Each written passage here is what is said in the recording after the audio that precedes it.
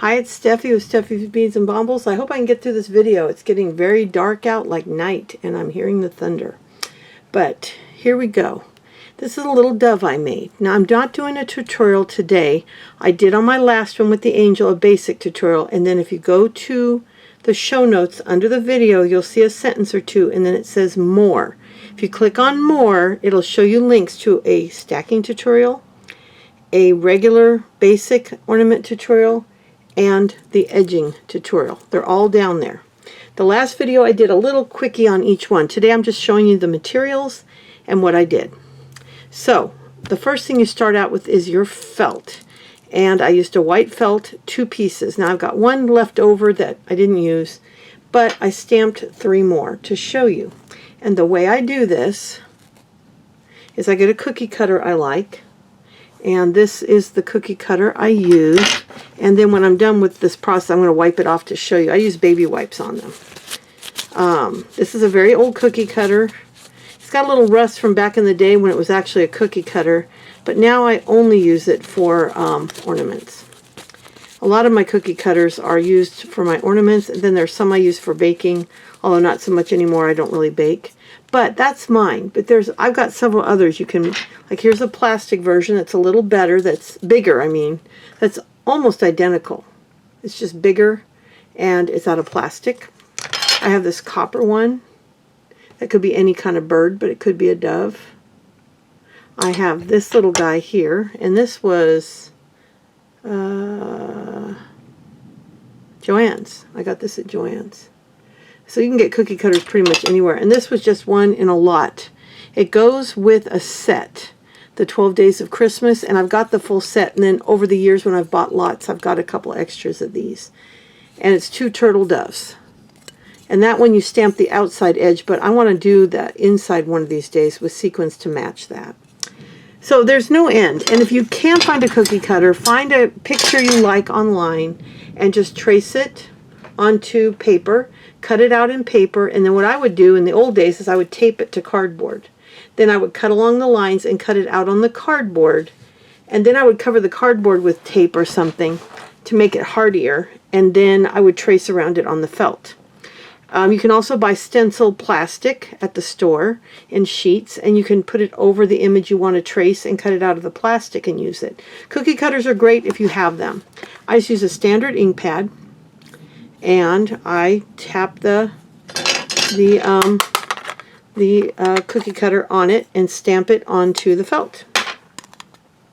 It makes it a lot easier to get the exact image you want over and over. Now you don't have to go this direction. As you can see, I went the opposite direction. This can be either washed off, or once it's reversed and you do the edging, you'll never see that. And if you don't want to see that, then just gently put it underwater, very gently massage the ink out, and you'll never see it.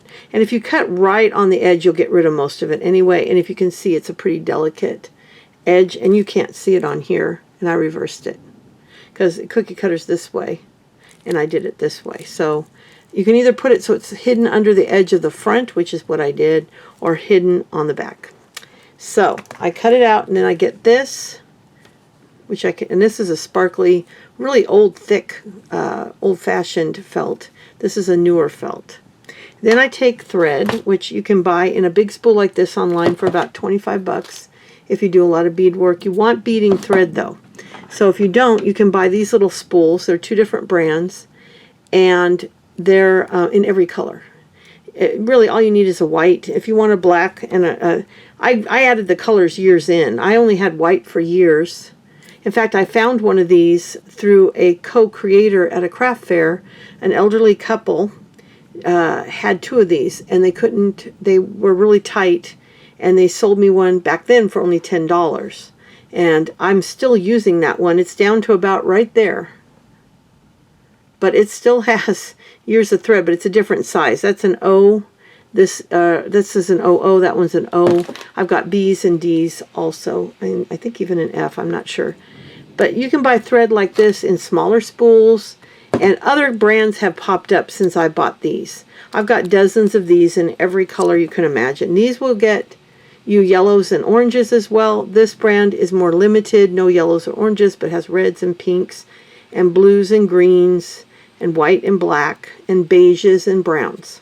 This one has all of those, and then a few different shades of blue and a few colors like the yellow and orange that you cannot get in this. But like I said, there's other brands out now that you can get in other colors. So just look anywhere online that sells beading supplies like seed beads, needles, and that's the other thing. You do need a beading needle. This is one here. Now, people ask me what size. It does not matter. You can see there's 10, 11, 12, and 13s. It doesn't matter what size. It just has to fit through your seed bead. So if you have a very, very, very, very tiny seed bead, you want to go with a tinier needle. But this is a bigger needle, and as long as you can put the seed bead on and run it over the head of the seed bead, because you can see the eye of these is very small. That's all you need. It will not fit a normal threader. So you have to get that thread, and I put it between my fingers like this, and then I put the needle onto it this way. And I wet the end, and I do that, and then I do that. And it sometimes takes a few times. Beading thread in the spools tends to be a little stiffer than this. Why, I don't know. This seems a little softer. This one's a little stiffer. But, and I've got, these are 3-ounce spools. I have 5 10-ounce spools in teal, pink, like a fuchsia pink, a teal, a gray, a black, and a white. I prefer to use those when I can. But you're going to thread your needle, and then you're going to just add. You can do this in single sequins, or you can do it in the stacked. But basically, you're going to take a sequin, and you're going to put it on your finger so you can see the bevel. Now, I buy the cup sequins, and you'll see there's a little bevel, and you're going to put it upside down and go through the needle from the back. And then you're going to put a seed bead on, and then go back through only the sequin, not the seed bead, because the seed bead holds the sequin on. And if you stack, you simply, the whole point of stacking is to take a big one, and then find one. Now it's harder in the whites, it really is. You want to get one and then get one that's just slightly smaller, so you just see the edge of the one before it. And with this silver and white, it's even harder to stack, but you can. You just go a little bit smaller each one, see?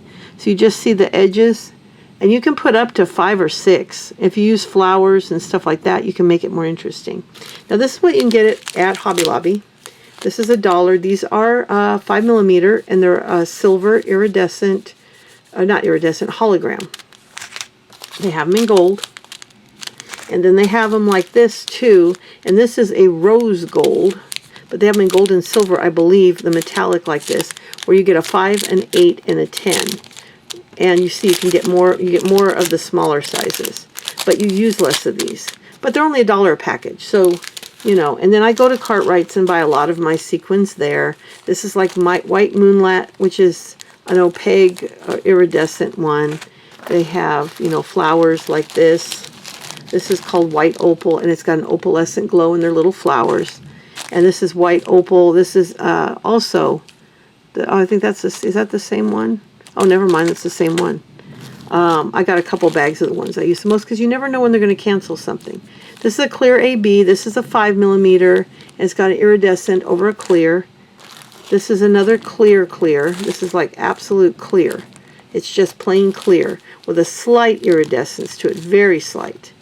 I like to use these over like a pale pink or a pale blue, and the color of the felt comes through, and it's really pretty. And then here's some more from Hobby Lobby. It's a gold like this. I think I might have just showed you that. And then this is an old one from Cartwright's in the hologram. And these were $1.25 a packet then. I think they're $1.50 or $1.75 now. And you can see that their gold is a slightly mellower gold. This is more of a bright in-your-face gold. So, and then these are more of the ones I got from Cartwright's. And I'm not affiliated with Cartwright's except as a heavy consumer. And there's C Cartwright, so CC. So it's, I don't know what the extra C stands for, cartwright.com. So anyway, you can get a lot of great sequins at Hobby Lobby for $1. I mean, look at the quantity you get. This is 24 grams, and these are, I don't think they have the grams on them. This has got count, 525 pieces. This does not give a count. It just gives you the amount. But you can see that's a lot bigger bag than this. So to start out, you can get these in many hologram colors. And then you can get these in other colors, in the metallics, and even in the opaque with the iridescent shine on them. So, oh, you can hear the thunder. Here it starts. So anyway, once you get your sequins out, you're going to cover the whole side. Now, if I'm doing single sequins like that, just a single sequin and a single seed bead, I'll do the outside edge first, because I don't want to end up coming down here and having to go over the edge because I didn't leave enough room. It's easier to have an extra line in the middle somewhere, or even at the second to the bottom. So if you're doing single sequins, do the outline of the whole thing. Then you can put the little eye on in a different color. You could do silver, blue. You could either use a larger bead, or you can use a colored sequin and bead to do the eye. I did one that I thought was too small. I'm not happy with it. I did a little blue one, but if this was on regular, not stacked, it'd look better. But I did a 4. I wish I'd done a 5. It's just a little tiny. But that's how I do it. Then I fill it in, and then I'll do the edge. And the edge is simply a 3-bead edge with seed beads. Although you can do a single seed bead. You can even do loops, like come up between the 2 pieces, loop on 3 or 4 or 5 beads, and then go back through, and then just keep doing that. And it makes a different effect than the one I did here, which is triangle shaped. But the links are all below. You can see how to make it. And there's a stacking video, a basic ornament video, and the edging video. So go check those out if you're new to this craft. And this is just a mixture. I have a blue mixture like this with blue, white, and silver. And then I've got this white and silver, because I'm doing 100 ornaments this year for our tree in blues, whites, and silvers. I also have one in pinks, and I also have one like this in Christmas colors. It just makes it easier. I don't have to get out 100 different bags. And then when I want to do one that's solid, then I'll get something like this out, or something like this out, and just do one bag if I'm doing a solid. And I am going to do this dove again in a solid to show you the difference, and I'll do that soon. And it'll just be a solid, whatever texture or finish. I might do this white opal. I really like that. That's a flower though. So, but that I do have this also in a cupped. And I like to use the cup sequins. I'll show you one. This is a big one. The cup sequins have a slight cup to them. If you look at it, it's got a little edge. See, you can see the bevels? And that's what these are. See, they say round cup, and they have a bevel. And all of these are cupped. I don't use flat very often. Once in a while when I'm stacking, I'll use... I think the tornado siren might be going off. So I think it's time to end this video. And I've got another video I'm going to record. And then this one you'll be seeing probably Wednesday. And then just know that Friday another one will be coming out that's a little bit more different, and I'm really excited about. And it's my friend Angie's idea. And I told her, can I steal that? I will give you full credit. It was her idea, and I love it. That will be on Friday, and I'll be back again soon. Bye.